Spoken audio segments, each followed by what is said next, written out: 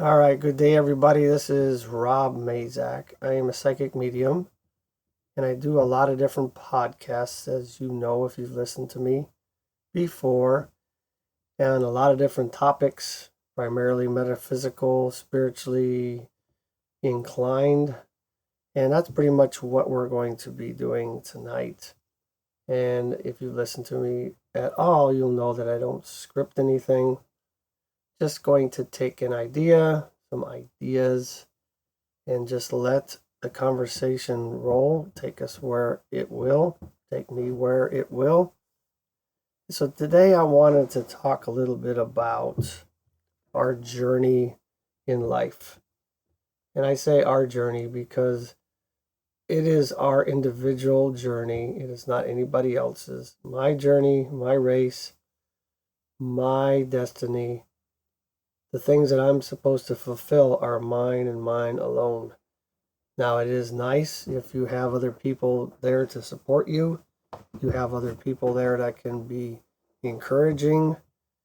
However, they can only walk with you, they cannot walk it for you.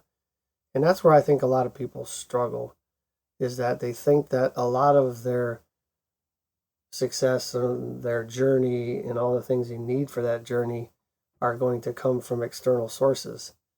We have everything we need within us. And I think it's just the universe is really just set in motion to support us when we make decisions and try to steer us away from things that are taking us off the path we came here to walk. I say that because I witnessed something really interesting this morning that I didn't notice over the last few days. If you listen to my earlier podcast, you realize that I've recently got a full-time position with the state, and it was quite an amazing, not coincidence, but synchronicity. And so I had to provide my own housing when the Army was, or the military was paying for that previously when I was on the mission. So I have parked my RV in an RV park. It's a brand new place, really cool. Not a lot of people in here yet, just about 10 or so RVs parked here. And it is kind of dark for the most part. And I used to think it's because the lights were just not that bright and they just weren't working like they should. Maybe they should have bought better lights. But what I noticed this morning as I was driving out really early, that the lights were only in a probably halfway brightened state, kind of dimmed down about halfway in their normal state. And as you passed underneath them, they would go to 100%. So as I was exiting the park, which was very dark, as I noted already, and every time I was traveling down the street, making my turns, heading out the big road on the way out to the highway, all the lights were coming on and brightening my path along the way. And that really just kind of struck me as very interesting because I think that might have a correlation, at least for me, in how life really does work for us. It's like once we decide where we're going to go, which is usually our biggest problem, not knowing where we want to go, what we want to do, who we want to be. But once we pick a direction, we start going that way. I believe that the universe, the spirit guides, spirit animals, that external force to us, God, whatever you want to call it, begins to light our path. It begins to show us the way. And a lot of us just don't pick up on that. A lot of us don't notice that. I mean, for goodness sake, I've been here in this RV park for, I don't know, probably a week now. And I did not notice that the lights would get brighter as I walked underneath them or drove underneath them. So we do miss stuff. And I did have a conversation today with a coworker in line with that. And he was talking about the last month or so, how things have just really, really changed. And everything seems different. The energy is different. It's just really appreciating life more. Things are just more present. I guess the term these days is more awake. And my comment to him was what I would say to just about anybody that said that to me was, it's really interesting the kind of experiences we can have every day of our life if we just learn to pay attention enough, at least, to our surroundings, our situation, the signs and signals that are coming through from the other side.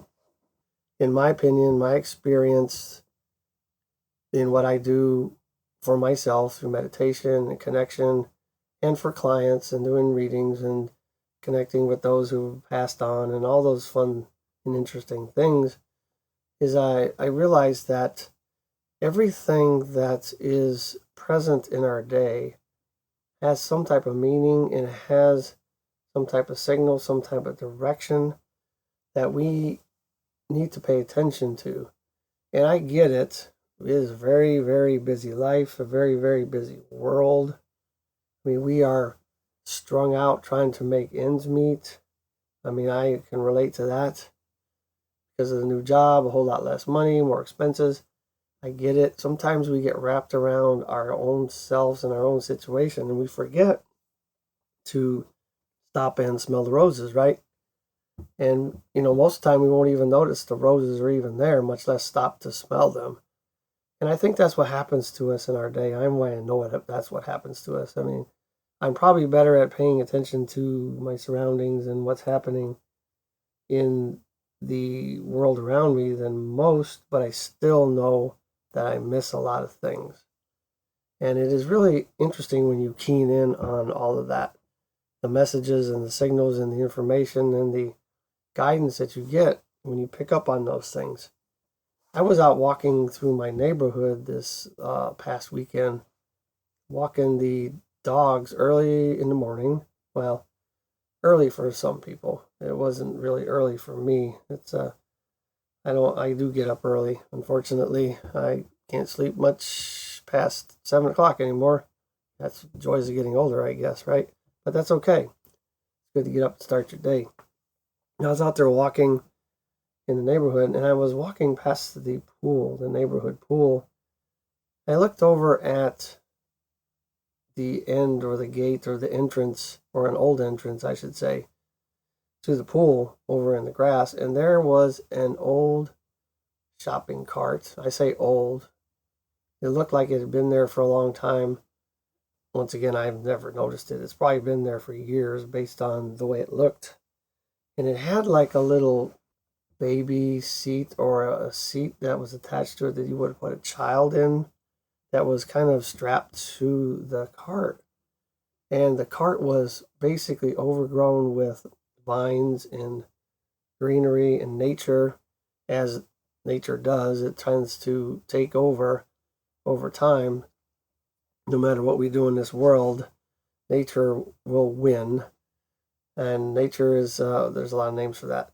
However, it really struck me that there's so many things in the surroundings that speak to you.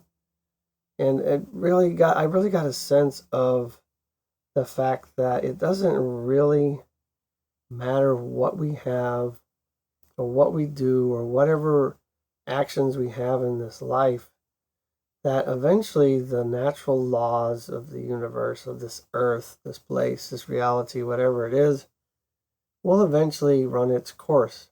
It will actually revert back to the natural state. Because let's face it, us humans, we are definitely ruining this planet. Now I say we because we can point fingers all day long about that. The government's doing this, the government's doing that. They're, doing all these crazy things. However, we are still part of the equation because we are driving our cars, we are throwing away trash, we are contributing to the mess. And so we got to quit pointing fingers, in my opinion. However, the point is that it doesn't really matter what we do in this life. The natural laws will eventually return and reset. I can imagine that in all the civilizations that have come and gone, the ones we know about, I think there's at least, just the fifth one in our known history that's written down anyway, that has started over. Many civilizations have come and gone. We've all heard the stories of Atlantis, Lemuria, and all of those where, in the Mayans, for example, when everything just all of a sudden disappeared. All the people were gone, and there was just a few to start over. It's almost like the earth or the laws of this universe will tend to reset, restart, and begin again, because if it doesn't, can you imagine what this place would be like over time if we were allowed to just run amok and keep running amok, just destroying the earth? And I'm sure that's the way the governments are looking at it as well. And the other thing that really brought my attention to this was I was doing a reading for somebody, connecting with their brother who was not alive anymore. I was having a little trouble connecting with that entity for some reason, so I agreed to do it separate. And when I did that, I ended up connecting with the grandfather instead. But one of the things that this grandfather said to me, which was really interesting, was that many spirits come into this world and they have intentions, or they have orders or directions to come in and affect change within the earth, because it's just like the Star Trek non-interference clause, that we cannot really change the evolution of civilizations when we find them or when they found them. And that is the same as far as I know in my experiences and all my research, looking at galactic councils and the Galactic Federation and all these things, assuming that those are real, that there is a non-interference clause as well. A lot of entities, spirits, souls, will on purpose volunteer to come into this reality and work from within. And so that's really non-interference clause, because we come in without our memories, right? At some level of our consciousness, we know what we're here to do and what we're supposed to do. And what this grandfather entity said to me was, it doesn't matter how hard you try to change things. The example that he showed me was, let's just say, for example, you are trying to change the color of a tree. And this is a really strange example, but that's what he gave me, so that's what I'll talk about. Let's just say that you decide that this trunk of this tree needed to be bright green, and you inject dyes and you did all kind of different things to change that tree. He said, though, it doesn't matter how hard you try to change that tree, left alone for any length of time, it will return to its normal state, its normal color, and it will continue on evolving, growing, dying, and all of that as if you were not even involved. And I thought that was really kind of interesting to know that even from the other side, they see that this way. And I know that we can affect change. I do know that we can affect our reality. We can create as we go. In a lot of ways, those lights that I saw coming on as I was going through or down the street is also representative of that. I think that it kind of speaks of not just the universe being present in our journey and illuminating our way, but sometimes it can also speak about the fact that we are purposely lighting our own way, because we can affect the energy of our life, rather, and others around us so easily, and sometimes even without us knowing that we're doing it. And so I think there's a real interesting balance or combination. None of these things we can prove, but it's interesting to think about the fact that we may very well be creating our life every second of our day as we go along, based on the programming we have, based on our thoughts, based on our intentions. And we could also be on a narrated path. that's just simply being lit up for us, and we just have learned, or we're going to learn how to accept that. I have had those experiences where I have, in my opinion, affected the outcome of future results. Like my wife says, I ordered her up like a cheeseburger. I was very specific about what type of relationship I wanted next when I was ready for one. And she came along the next week, just like I put out. And so I remember asking my spirit guides about that. And I probably have talked about this before, but it's interesting. And I asked them, so am I actually creating that reality? Or am I just coming in alignment with what is already supposed to be happening and accepting that? And the answer I got was both. I'm like, that really doesn't seem very helpful of an answer. But I guess that makes sense too. I believe that we are here on a very specific mission, if you will. Military guy, so mission makes sense. A very specific purpose or purposes. Things that we're supposed to be doing. Ideally, it's things that we're supposed to be learning. People we're supposed to be interacting with. Houses we're supposed to live in. Children we're supposed to have. All those things, I believe, are kind of written in a contract or written in stone ahead of time or decided upon ahead of time. And I would like to really think that that's true. And in my experience doing past life regressions and hypnosis, those are the kind of things I see all the time. And I hear from clients when they're not even consciously aware. This is coming from real deep subconscious connection to the source. So I'm a much bigger believer in that. Can't prove it, obviously. But that we do, in fact, decide what roles we're going to play here and who we're going to play them with. And many times they are the same souls that we tend to do life with all the time, or many times. And so sometimes we switch roles. Sometimes we're the good guy. Sometimes we're the bad guy. My last life, if you've heard me talk before, was not necessarily a good guy. You got to have good to understand bad. And you got to have bad to understand good.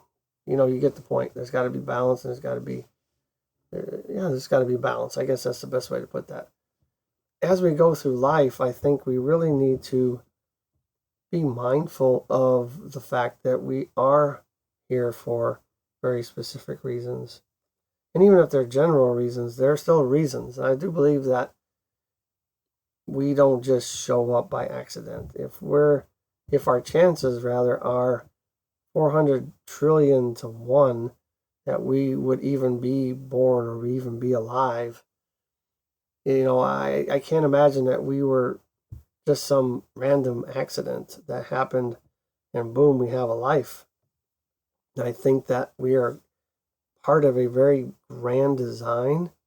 I think we are part of a very large, I don't know, hive mind's not a good word, but a collective consciousness where all of us are necessary to have the physical state that we reside in actually exist.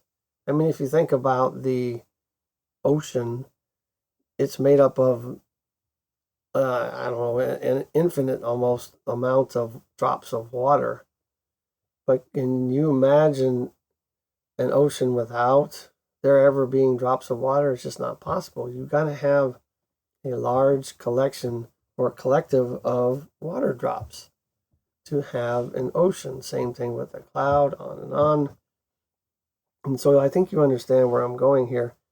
I don't think that our life is simply something to play around with, something to just take for granted.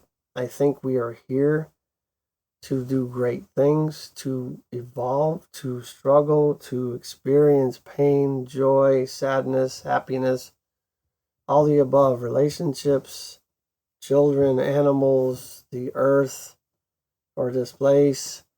And I don't think many of us really take that to stock. I don't think we really appreciate having a life until we find ourselves with a really bad sickness or an illness or a disease, and we are fighting for our life in the hospital.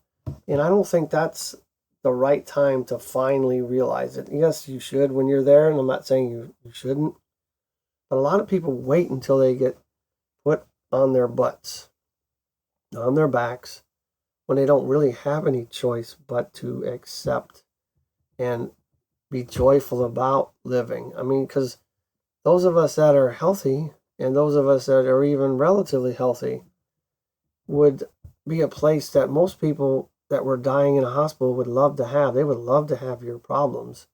They would do anything to exercise, to become well. They would do anything to not drink anymore. They would do anything to be on the diet that you can't stand because it's going to help them live another day. Yet most of us don't even look at life that way. And I'm not saying this in a bad light. I'm just saying that most of us tend to go through our day with just very little agenda, running off a program, not paying attention, eating, working, consuming. Dying is not my idea, or probably your idea, of an actual life. Maybe it is. I don't know. I'm not speaking for you.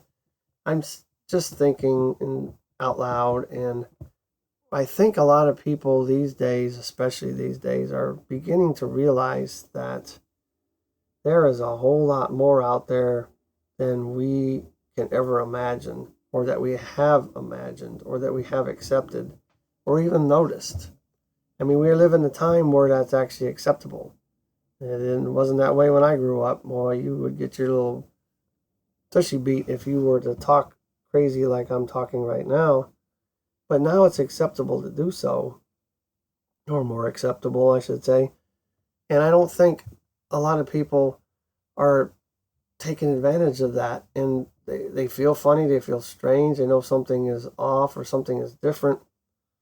But I think if you really take the time, well, I know if you really take the time to find that quiet place or to quiet your mind, or, put on some music, go close the door, be by yourself for a little bit, that you will begin to notice a lot more things than you think you can. I mean, I didn't used to think that I would ever find myself in a situation where I could call myself a psychic or a medium or a Reiki master or hypnotist or any of that stuff.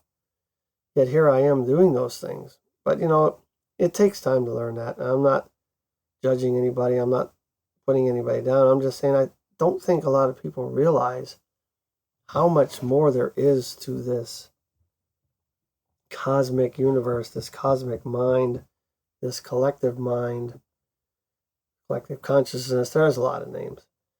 And if we really dial into that, I think you would find so much more wisdom, so much more life, so much more that you can experience than you could ever imagine. I mean, when I learned to meditate now long ago, really learned to meditate, and probably about 10 years ago or so, it was a struggle to learn. And now it's like almost automatic. If I feel like I'm going to meditate, want to meditate, I can just sit down now and just close my eyes and boom, there. But that took a lot of practice. But it is amazing when you really get into that deep state of alpha brain waves, or theta is even better, but then generally don't remember theta.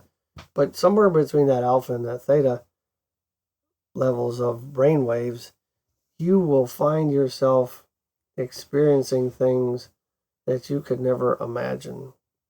And I very strongly encourage you guys to actually figure out a meditative practice that will help you connect to all there is outside of yourself. Because the enormity of the universe, or all there is just absolutely amazing. Once you've been there and you've seen it in many different ways, different lights, different ideas.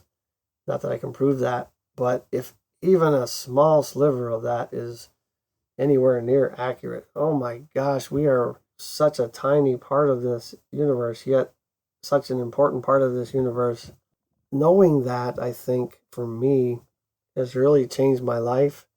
I say knowing. Having experienced that, let me rephrase that, right? Having experienced that has really changed my life tremendously. To be able to see things and to know things that are just far beyond any of my education or any of my learning, any of my experiences in life.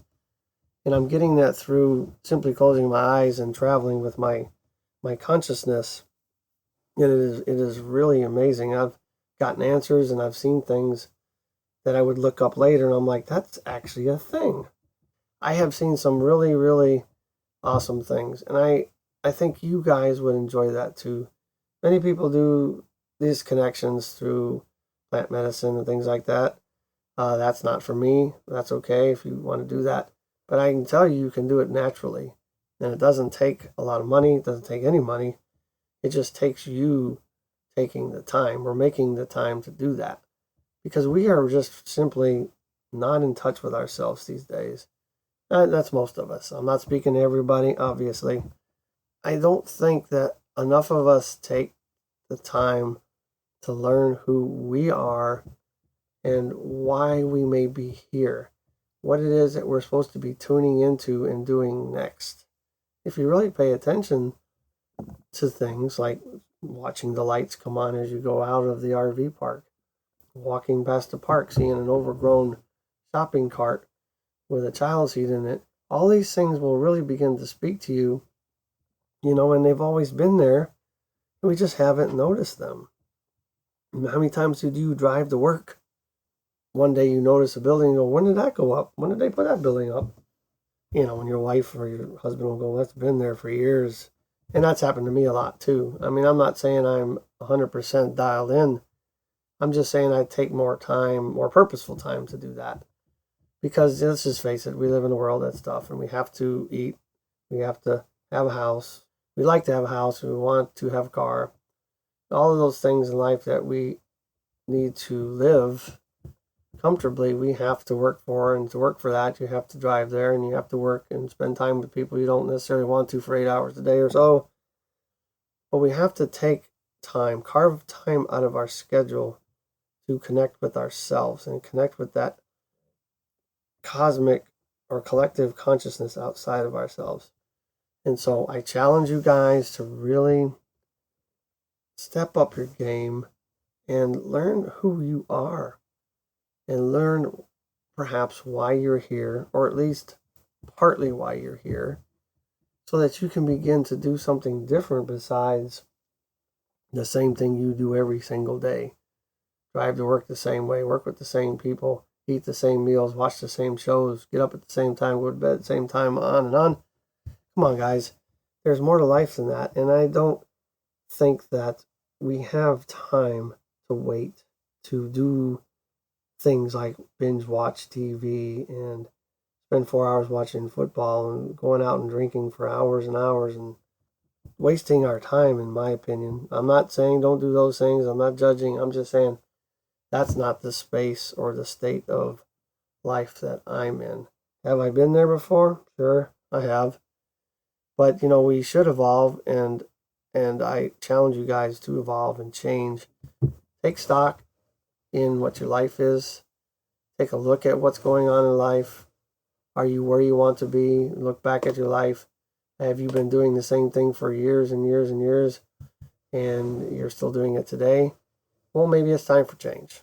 Maybe there needs to be change because the only way to change is to change something.